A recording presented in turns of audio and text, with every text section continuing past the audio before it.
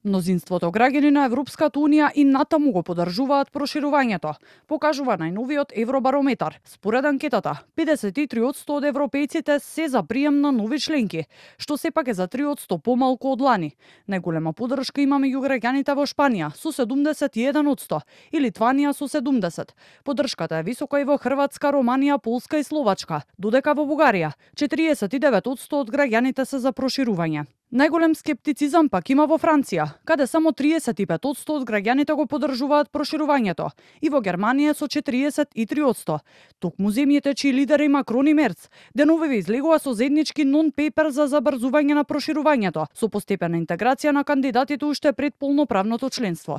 Сепак државниот советник за европски политики Драган Тилев оценува дека големите одлуки за проширувањето не зависат само од јавното мислење, туку од политичката визија и долгорочниот европски интерес. Голем ентузијазам, па и кај овие две држави особено, не постоел ни претходно.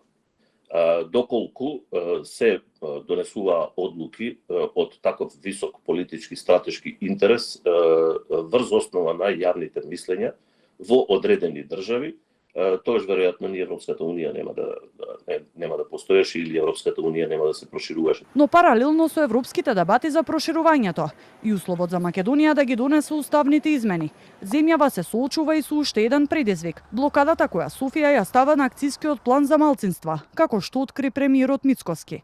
Тоа според Тилев може дополнително да го искомплицира формалниот почеток на преговорите. Зашто, како што вели, Македонија е единствената земја чие усвојување на акцискиот план е директно поврзан со отворањето на првиот кластер.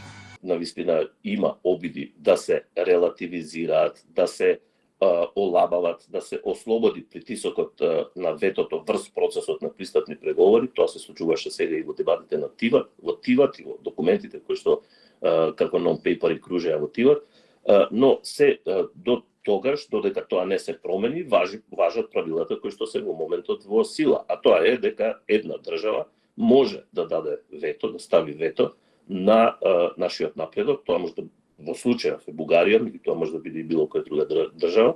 Во Брисел и натаму трае дебатата за воведување на квалификувано мнозинство наместо принципот на едногласност за прашање од надворешната политика, за која земјите членки остануваат поделени.